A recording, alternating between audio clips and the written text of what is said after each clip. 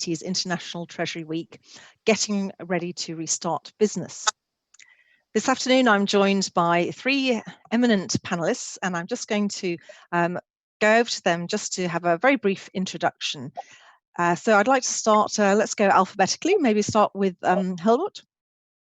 Yeah, good afternoon. My name is Helmut Schnabel. I'm from Germany. I'm the chairman of IGTA, IGTA, International Group of Treasury Associations, and associations from Treasury Associations from around the world. And I'm also presently chairman of the Association of Chief Financial Officers of Germany. Thanks, Helmut. Jean-Marc. Yes, good afternoon to all. I'm Jean-Marc Servat. I've been chairing for about 5 years the European Association of Corporate Treasurers, which is a grouping of 23 national treasury associations in Europe. And I'm happy to be here tonight. Thanks, Jean-Marc. Tom. Caroline, thank you. It's good to be here. Thank you for inviting us. I'm Tom Deas, the current chairman of the National Association of Corporate Treasurers here in the U.S. I hate to confess that I've got something like 40 years of experience in corporate treasury and corporate finance functions in U.S.-based multinational, mostly manufacturing companies. And so I've very much enjoyed the discussions that we've had this week. Thank you for arranging them, Caroline. Thanks very much, Tom. So first of all, as usual, we'll do a little bit of housekeeping. So yes, we want your participation.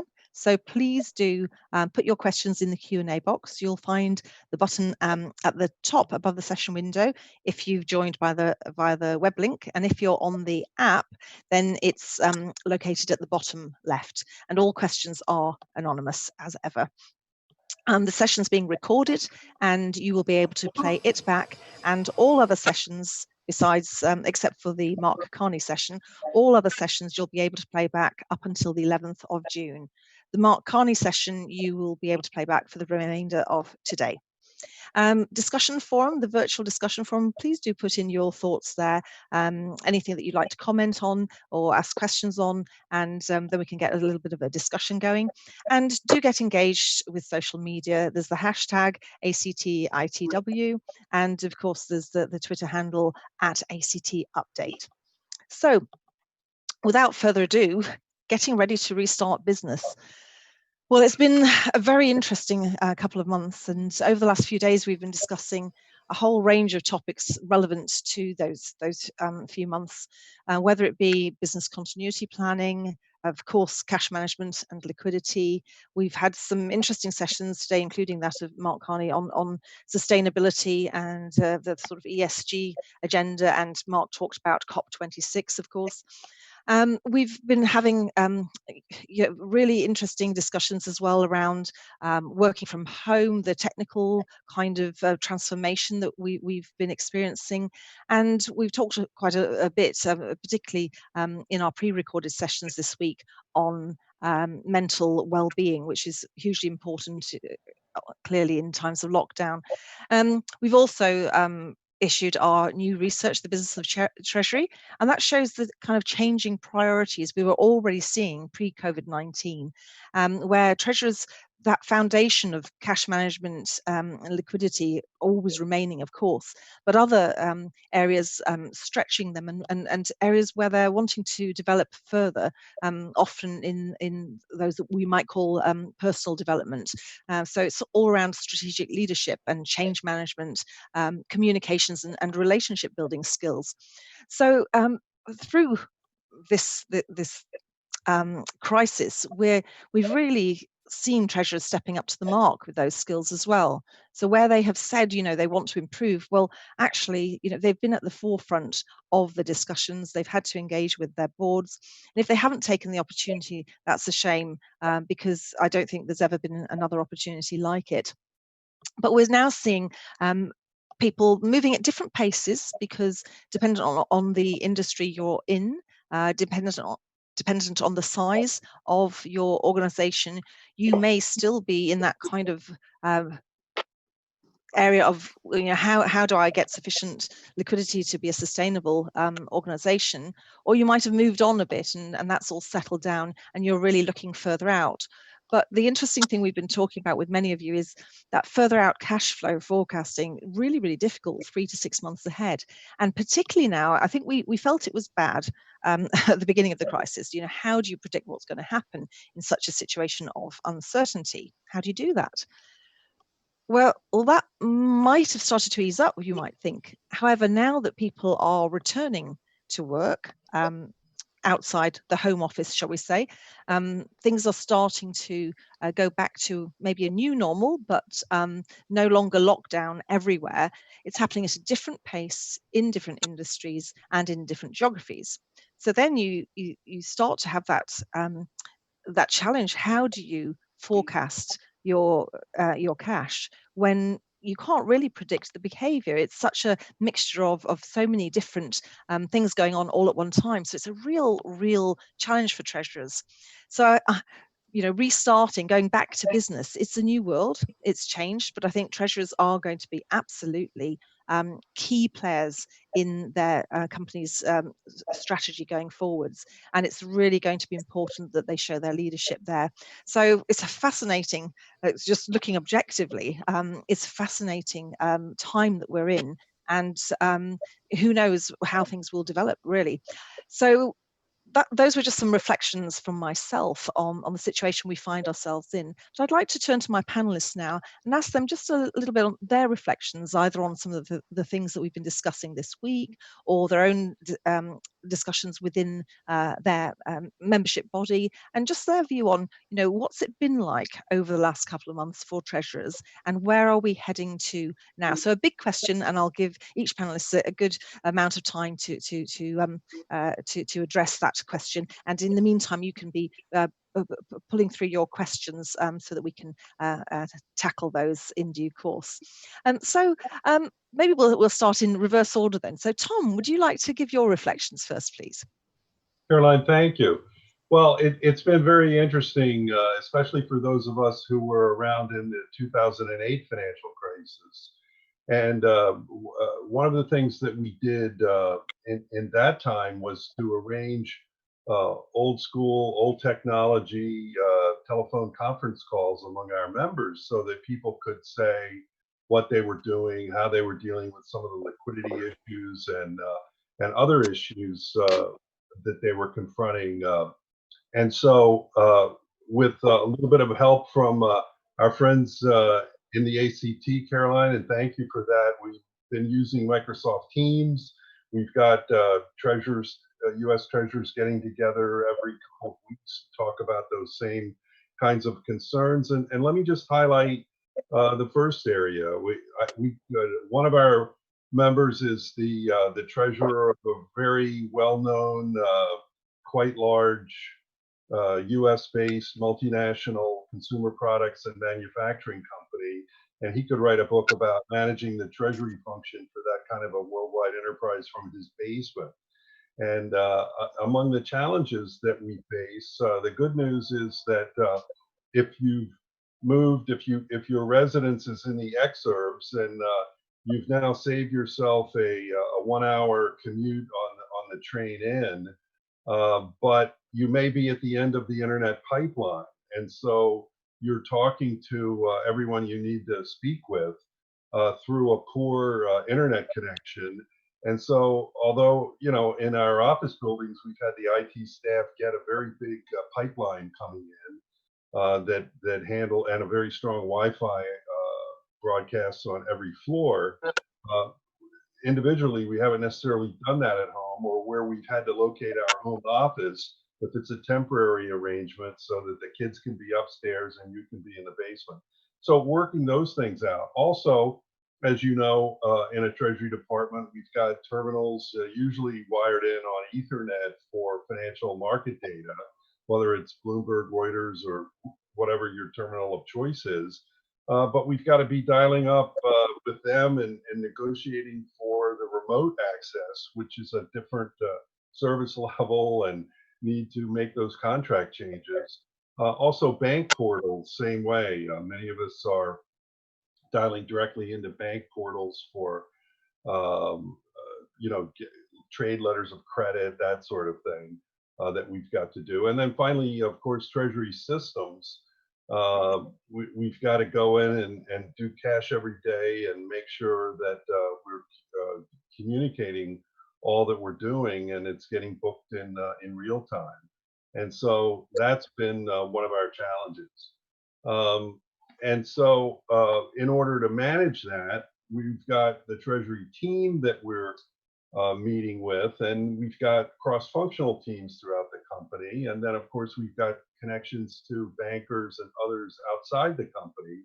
All of that has to be managed in new ways, and we're learning how to do it. One of the interesting discussions we had was somebody who actually made a new hire during the period of the lockdown. And so that person came into employment with the company without ever having actually met or shook hands with any of the people in that company. So giving performance reviews and managing people's contributions is a challenge that I think we're all struggling to face how to do it by in these new circumstances.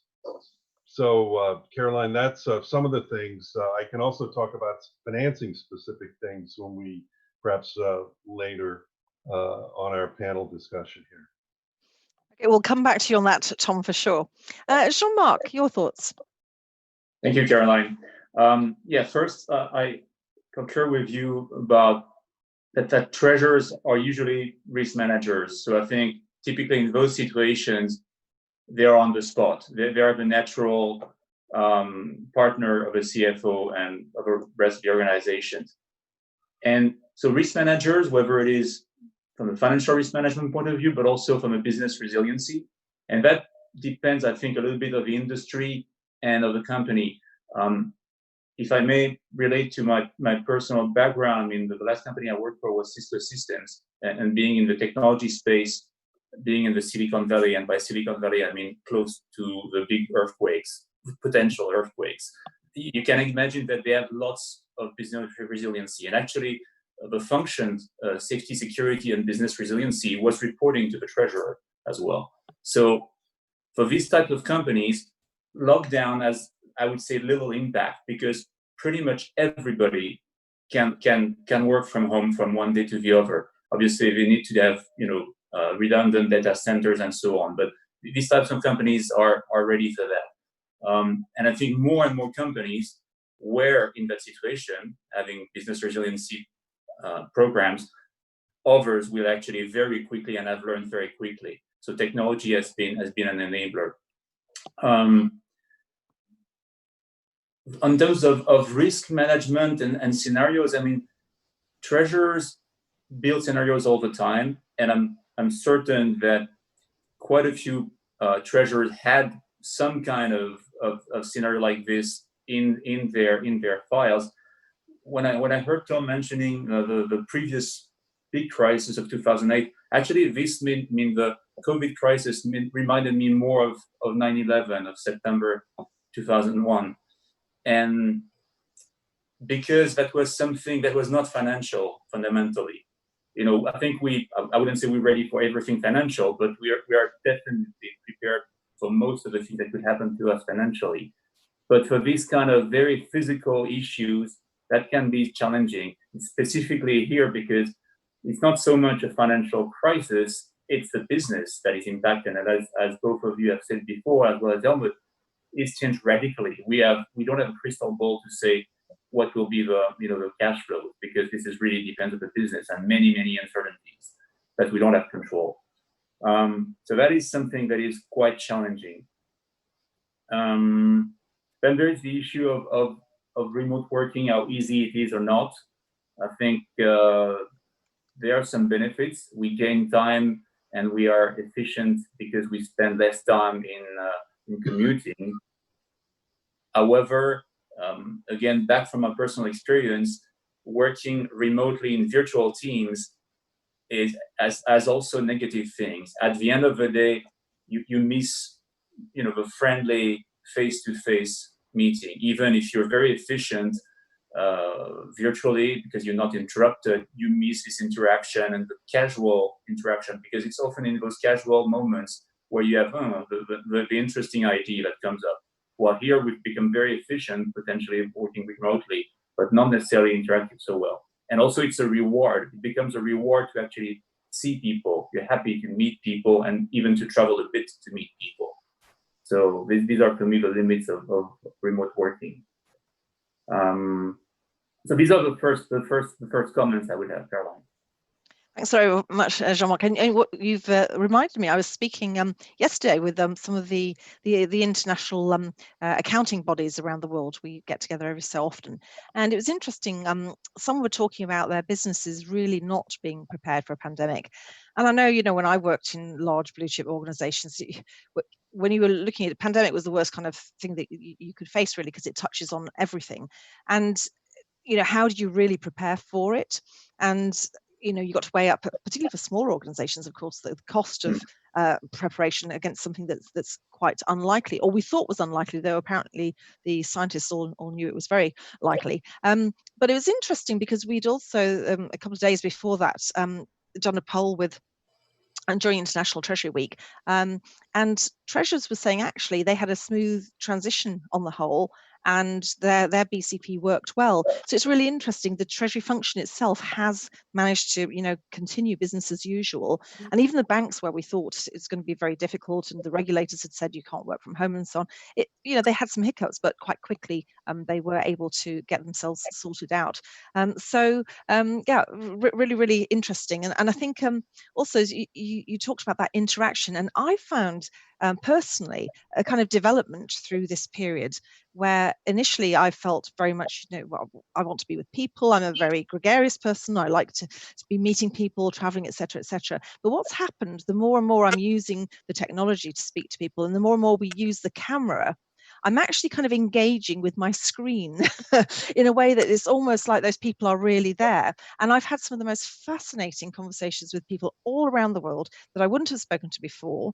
And because I'm not traveling as much, although the days, as all our treasurers are saying, are very, very busy, very heavy, long days, I'm still managing to fit in conversations that I might not have otherwise had. So I think it's a really, really intriguing balance. But I'll move, though, over to Helmut. So thanks, Jean-Marc, for simulating those thoughts there as well. And I'll move to Helmut now for his initial remarks. Well, let me say this. The corona crisis has hit the various industries in a different way. Not all of them are affected. Some of them are fully affected, where 100% of turnover broke off. Others are in the middle of the road. I talked to one of the major insurance companies this week. They said 96% of all their headcount is working from outside, which is a very high ratio. It's similar when you talk to banks. When you talk to an industry like chemical pharmaceutical industry, they could pretty much maintain production, and so they didn't have the necessity to work outside their working places. So I don't have to add more to what has been said before. Thank you very much, Helmut. And just Tom, at the beginning, he touched on coming back to the technical area. And so, Helmut, I mean, we've been noticing here in the UK and in other parts of the world that there are some challenges that are being met often by governments. But we see more and more that those who have, for example, found it easy to access liquidity previously are the ones that are kind of front of the queue and the ones that are accessing governmental schemes, etc. And we're finding that either the smaller companies or those in the UK we're calling the stranded middle that just they're not investment grade and they're not getting some of the help that the UK government's giving for smaller businesses. They're kind of stranded in the middle. And then we're seeing those that have taken advantage, say, of our CCFF, which is the which provides liquidity for those companies who are investment grade equivalent.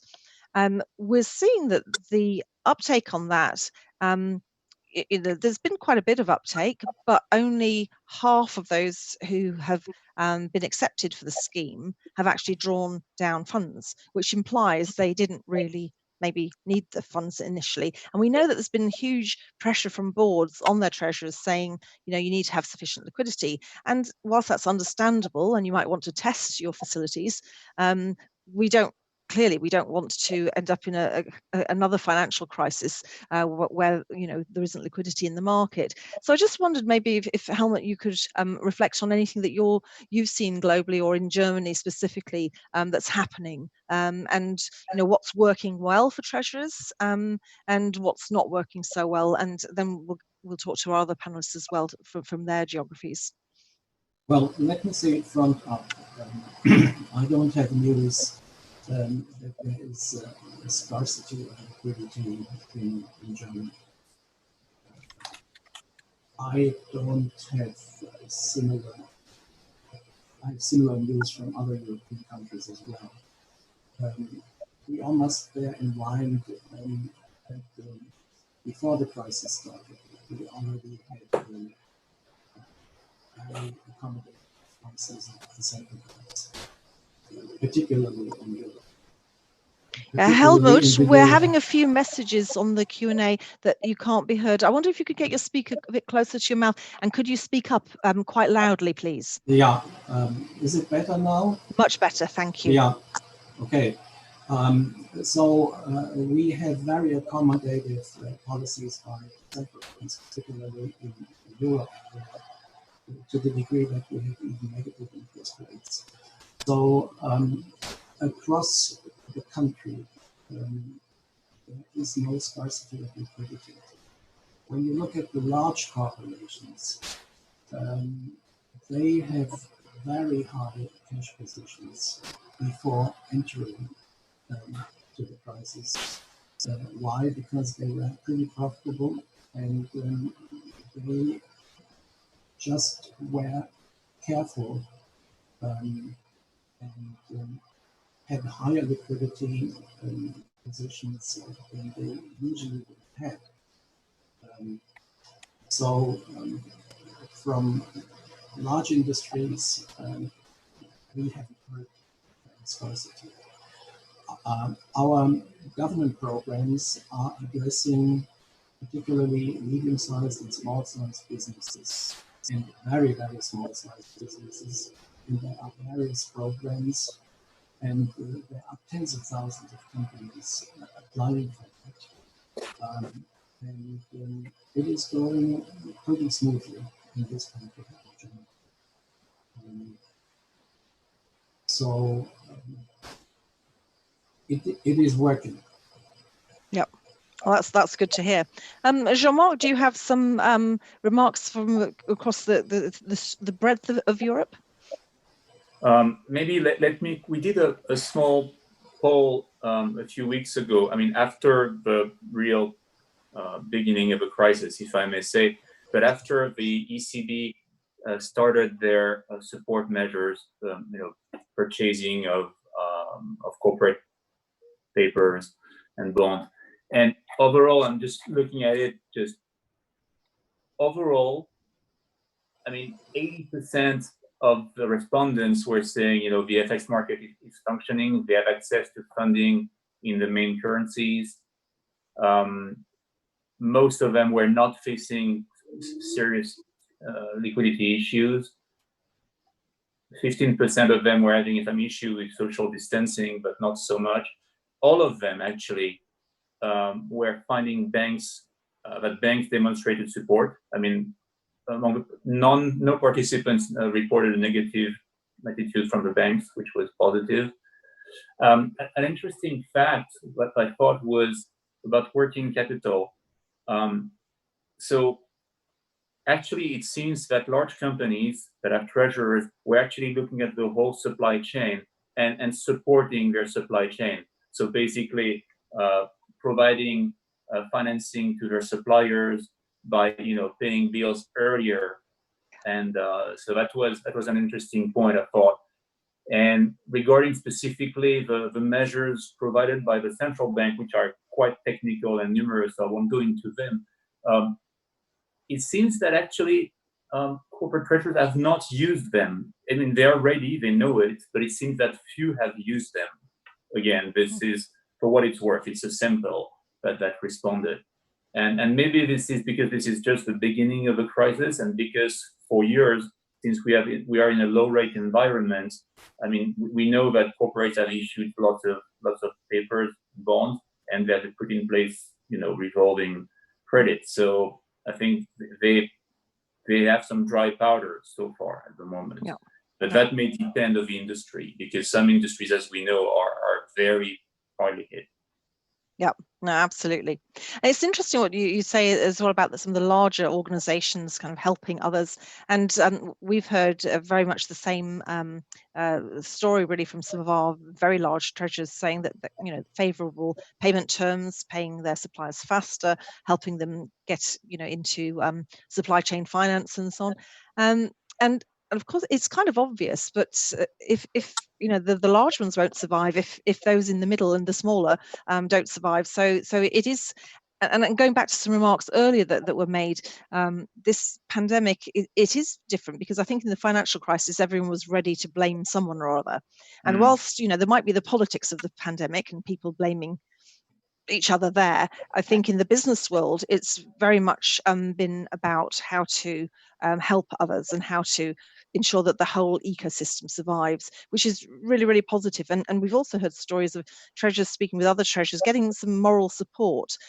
We've seen, people who are using our mentoring scheme are finding that helpful. Others are just, informally reaching out to each other to share a story and to just to give each other some moral support.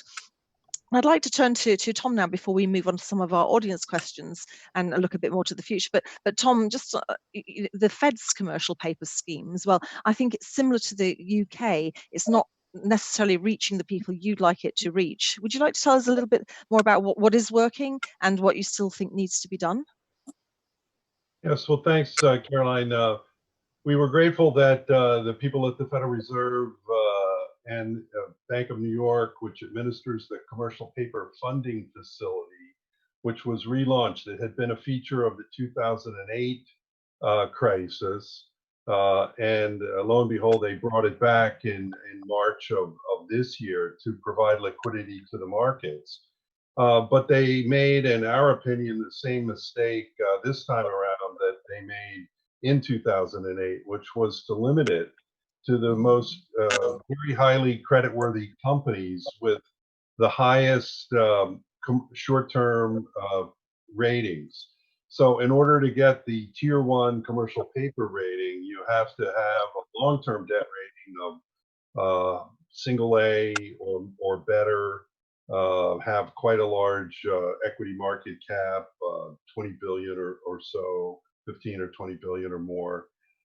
And so the triple B plus companies whose short-term rating would be at the next level below and are still quite large companies, so 10 billion market cap, and are often manufacturing companies with key links in the supply chain, making everything that we need to get the economy back going, are not able, were excluded from access to the program.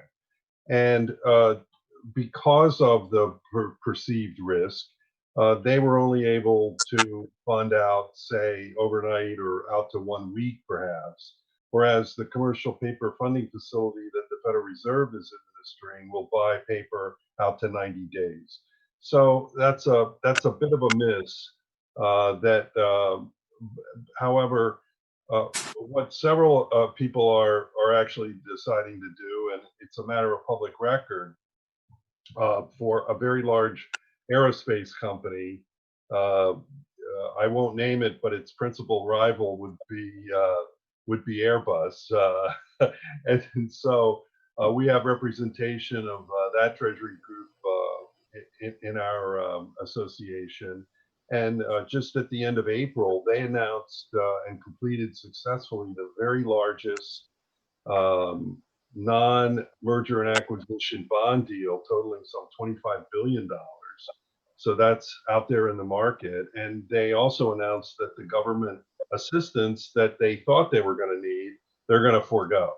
And so they've had 13 or so billion of bank lines that are funding their business. They've done this bond issue, and they're foregoing government assistance because of some of the restrictions that apply that they and many of our members companies find onerous. So those are the kinds of things we're struggling with, Caroline. Yeah, well, thanks very much, Tom. And just we got to have a remark. I'll just read out here that's come in. I agree with Jean-Marc. For the time being, the PEP from ECB is only for investment grade corporates issuing short-term bonds. Therefore, this plan is very limited to a few number of corporates. So I think, yeah, just reinforcing the points that we've all made just then. Then if we start to now look at, I mean, the topic today is really getting ready to restart business. And as I said at the opening, I think there are organizations that, you know, are not able to get ready at the moment. And they're still, you know, they're very much in kind of crisis mode, fighting to stay alive. And one of the questions that's come in relates to that, where it seems to have disappeared. Where, no. This is it. We're a positive bunch by and large, it starts off with, but what advice would the panel give to treasurers in a business that is so damaged by the crisis that it isn't going to survive? Any thoughts from the panel on that? Well, let me just jump in with one comment, Caroline, if I may. So as a former naval officer and longtime corporate treasurer, I can tell you that problems in both professions can at times be fighting the last war. And so one of the things that became clear to us in 2008 was a financial crisis. We were worried about the lenders. One of our large company members had Lehman Brothers in their revolving credit facility for 10% of the total commitment. And so they had only 90% of the committed funding that they thought they had. And so we as treasurers, we've put through these processes to measure the creditworthiness of banks in our bank group, watch their credit default swap spreads, look at other indications of their creditworthiness. And so we've put the bank group together. But this time around, as the question indicates, there are problems on the borrowing side. What do we do? And several of our members have been worried about the material adverse change clause in their revolving credit agreements, which would allow the banks to forego lending to them if they determine and believe and sustain the position that the borrower has a material adverse change in its business, and then they won't advance the money that you've been paying a commitment fee on. And so several of our members, faced with that kind of a concern, and urged on by their boards of directors and CFOs who are concerned also, have gone ahead and drawn down the whole of their commitments or major portions of their commitments under their revolving credit agreements. And they've distributed those funds perhaps back to banks in their credit group as deposits to kind of offset a little bit the problem for the banks. But that's something that we're dealing with, Caroline. Indeed, indeed. And I think also the question says, you know, so damaged it isn't going to survive. Well, you know, if it isn't going to survive, then you're not going to be its treasurer. So what do you do then? Well, I mean, I would suggest, you know, you try as hard as you can to do everything you can for your organization to be sustainable. But if that's not going to work, then you need to be looking, there will be new organizations that will come up. It'll be a new economy. There will be things that die out, but there will be other things that rise up. So there'll be new positions. And I can't think of any more important role within an organization, really, apart from maybe its leader, than the treasurer in these times. So I would say think positive. This may, one door closes, another opens, and then very much think back, think through this. What have you learned? What have you seen and learned from this situation that maybe makes you stronger for the next situation as an individual? So I would always kind of try and take that, because you say positive bunch, whoever's asked the question. So I think, be positive about that. But I'd like to turn maybe to Jean-Marc or Helmut. Have you got any comments on that? If you're really in that kind of business that isn't going to survive, what do you do? I would bounce back on what you said. I mean, the experience, no matter how painful it is, I mean, is experience that others may appreciate. I do, by the way, remember a comment on a conference by the former treasurer of Ford, who had obviously Ford had difficult times like many other companies during the 2008 crisis. And at that time, he was saying that, he was, I quote, sleeping like a baby, meaning that he was waking every other hour and cried. So, but, they survived. That, that was fun. And Helmut, you've been through the financial crisis and other periods of crisis. Well, what are your thoughts? Well, let me say this. If a company was close to bankruptcy before the Corona crisis started, it probably well difficult to run. All other corporations which have not operated close to bankruptcy before the crisis started will have chances to survive. We see extreme cases, extreme industries. For instance, the example of restaurants, they all have been closed down. Sales broke down by 100%. The longer this situation continues, the more you will see restaurants which close forever. And we have heard two numbers in Germany with about 240,000 restaurants. And the expectation is that due to the complete shutdown, 60,000 will not reopen. So 60,000 of the 240,000 restaurants in Germany, you don't think will reopen? That's the numbers which are current in this country. But when you look to Italy, where the shutdown is much longer, the situation will be even worse. It will be catastrophic. And this is all small businesses. But coming back to industry, the situation is not as severe because other than the car industry, we have rarely seen complete shutdown of businesses and complete absence of demand. Yeah. But in general, you're saying in industry, if you'd had problems before the crisis, then you'll be in trouble. But if you were a viable business, then you should be okay. And all the experts in my country predict the strong rise of insolvencies and bankruptcies. But we predict this in 6 weeks. We have heard of no major one yet.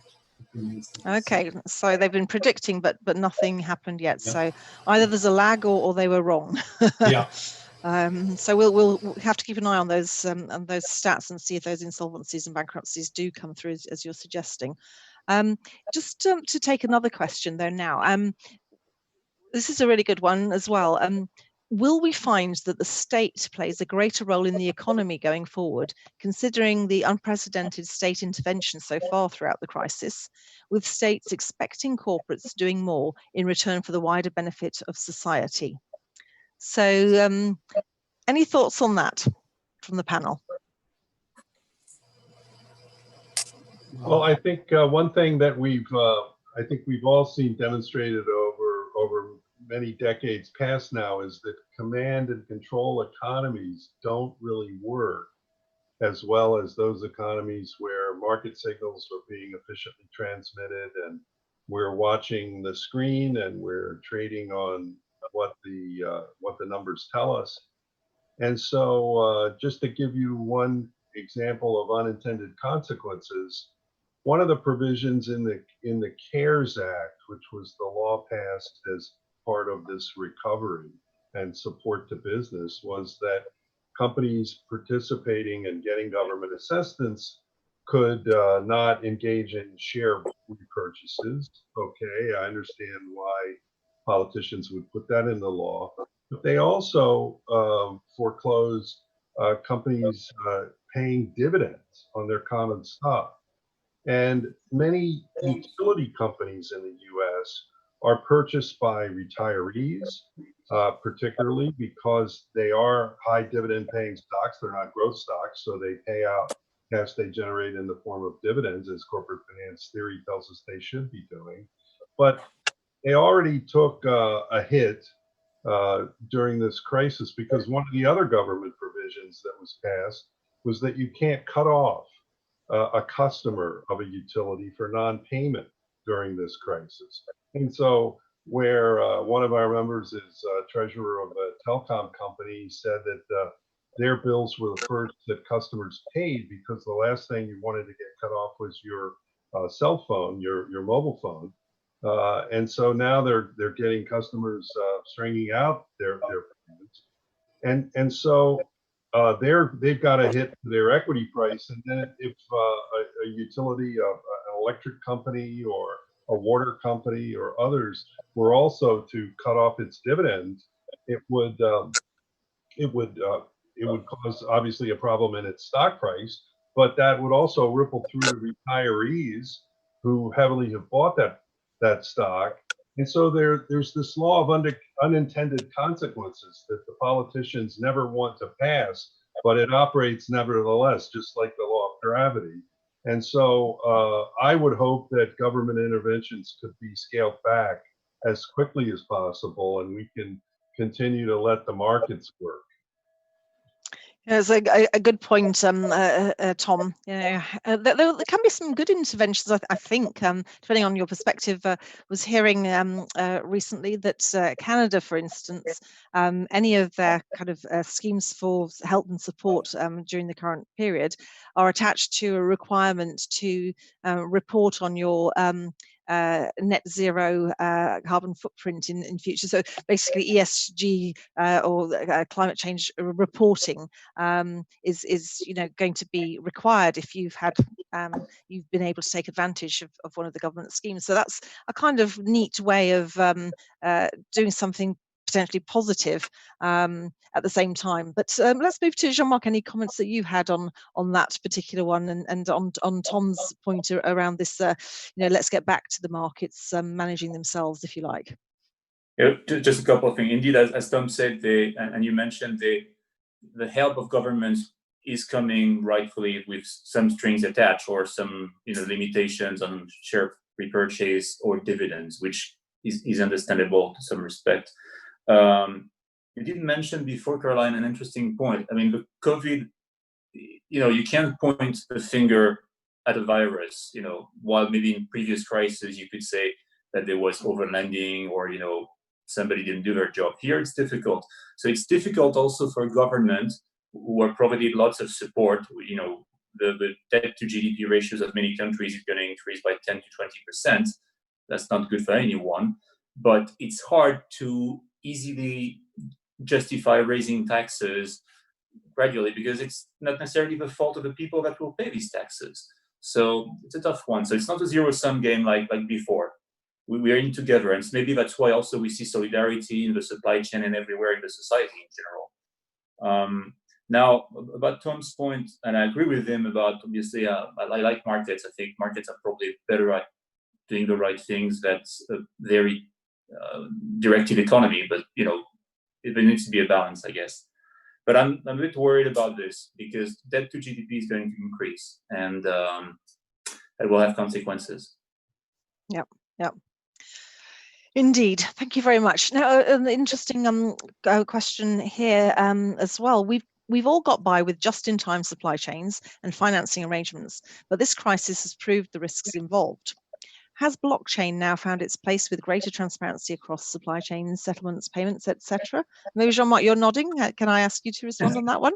Okay, yeah, I think it's interesting because when we mention just-in-time and sewing, I think the economy, and I think we as treasurers and our employees of multinationals know that we are in a very optimized economy. I mean, people have sharpened their skills, optimized everything, and this actually hit us because it's a small. I mean, it's not such a small grain of sand, but it stopped the machine, and that's nasty.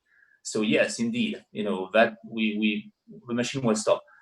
Blockchain, I don't think. I mean, if you want a simple answer, I don't think it has yet found its place. There are lots of interesting proofs of concepts, but it remains to be seen in production.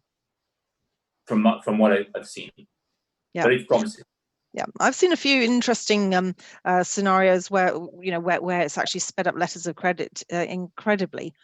So rather than a several week process, it's happened in a matter of days. But I think the first part of this question about just in time supply chains, that's a whole different thing, isn't it?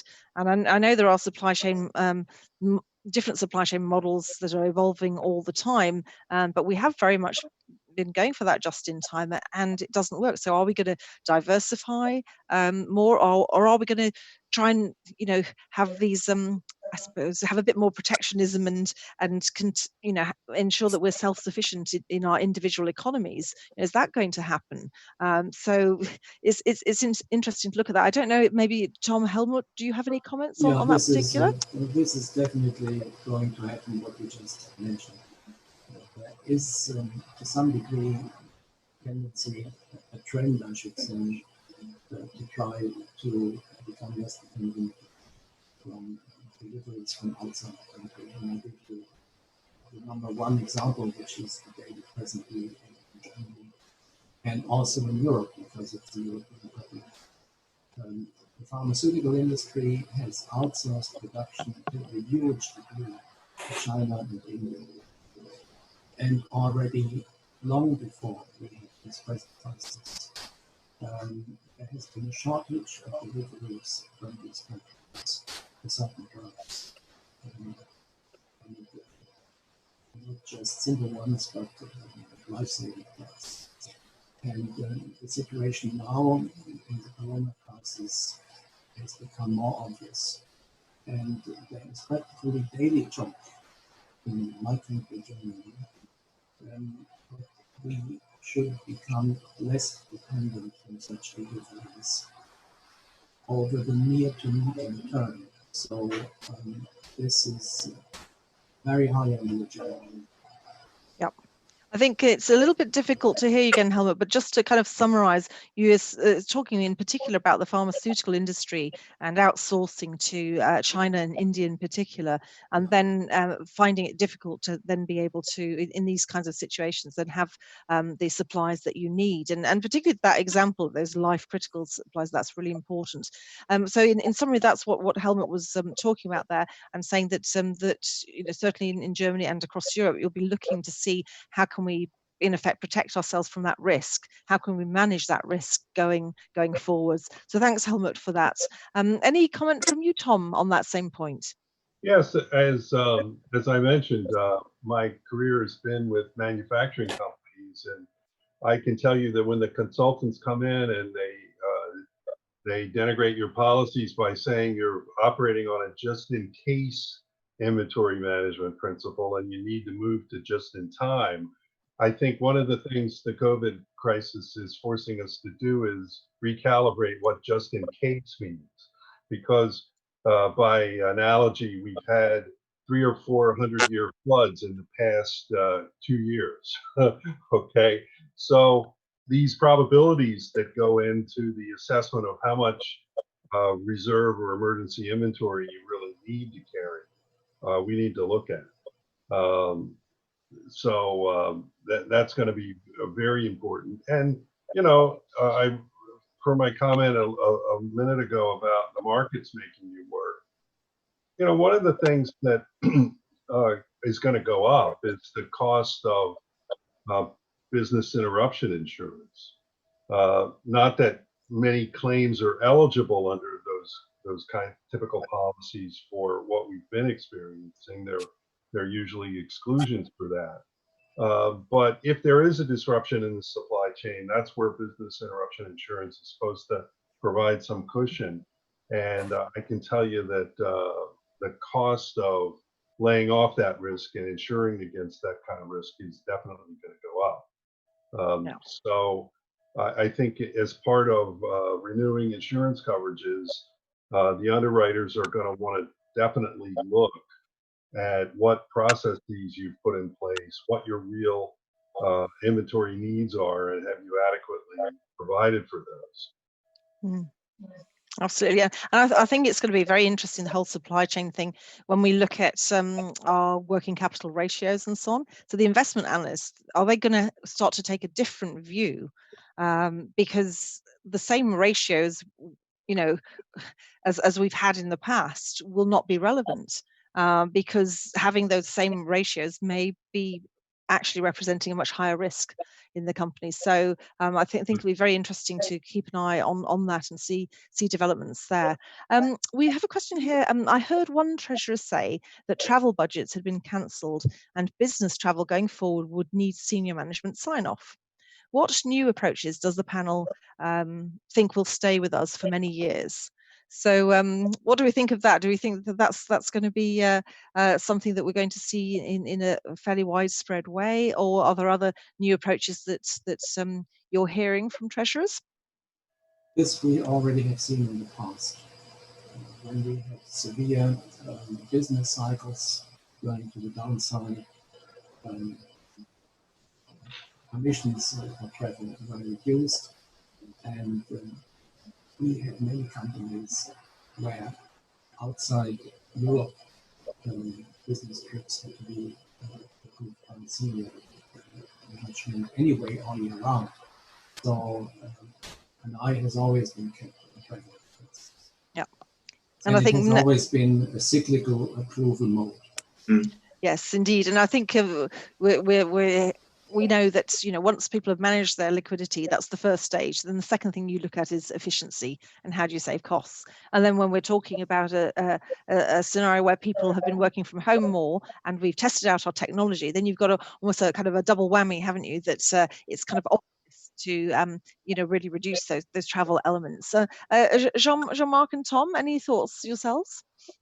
Just had a share some personal experience. I started my career with Dow Chemical, so large manufacturing company, lots of assets, and then also worked multiple times in high-tech company, Nokia and Cisco Systems. I could see a huge difference in terms of travel. I mean, those high-tech companies were very low on travel. I mean, even during good times, you know, they don't spend on travel, period. They spend on people. They obviously use technology. But it was striking to see that even in good times, you needed, you know, executive approval to travel. You obviously travel economy when you travel even far away. It was surprising. So I don't know if it's linked to the industry or if it will come to many industries. Obviously, that depends on the function. And, you know, for commercial people, they need to travel very clearly. But maybe it depends on the industry. To the industry. I think so. Yeah. And Tom? Well, Caroline, thank you. One of the things that I'm very conscious of is that I've made my living with my name and my reputation. And there's the proverbial red phone on the treasurer's desk when he or she has to make that call to the agent bank, the lead banker, when there's a problem and we need a quick amendment or we need some money or a sudden need. And you've got to have done the work to establish the relationship. So what you say to that key person for your company's survival on the other end is accepted, is understood. And when in turn that person has to go before a credit committee or senior management at the bank, they can say, I talked to Tom and here's what he told me. And I think here's what we need to do. And so establishing that kind of a relationship on Zoom or Microsoft Teams or whatever platform you would use is, I don't think, going to cut it. And so there will always be a need to establish personal relationships and it's very difficult to do that. This is a substitute, what we're doing right now. It's a very good substitute. It's a high-tech substitute.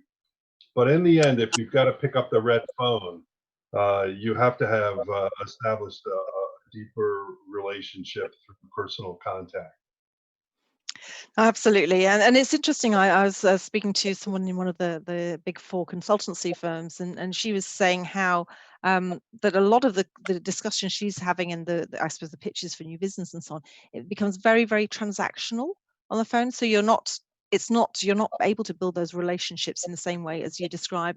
And I think on another level as well, what I've noted coming into the Treasury community, because obviously I was mainly a CFO, more of a generalist in the past, and what I noticed was that it is a very close-knit community, and people do love to come together and exchange views and so on. So we do hope that we will be getting back to some kind of normal at some point. I do wonder whether though we're going to all end up in kind of very fashionable hazmat suits. They'll probably develop some that are really stylish so that we're able to go out and about and liaise with each other. Now, because we've only got a few minutes left, we had one further question that was about balancing corporate surviving with macro projects like ESG. So I would suggest on that one, as we don't have time today, do go back and listen to the recording of Mark Carney's session earlier today. You can access that recording for the rest of today only. I must stress that it's the rest of today only. But there's also an ESG session today, later on in the afternoon, after Mark Carney's, that you will be able to access along with all other recordings up till the 11th of June. So I'd suggest you have a look there, as we've not got time today. So I'd like to, first of all, there's a few things that we need to do now. I'd like to thank my panelists very much for being here with me today. And I'd like to also check if Peter Matzer is on the line. I think Peter is there somewhere. Right, so he might be out there in the ether somewhere. We were hoping that he would be here, but we just wanted to, Peter Matzer, many of you will know, is our speakers chair, has been for many years and has been involved with the ACT over many years, and he will be retiring shortly. So by the end of this year, he will be in full retirement, so we may only rarely see him representing the ACT after that.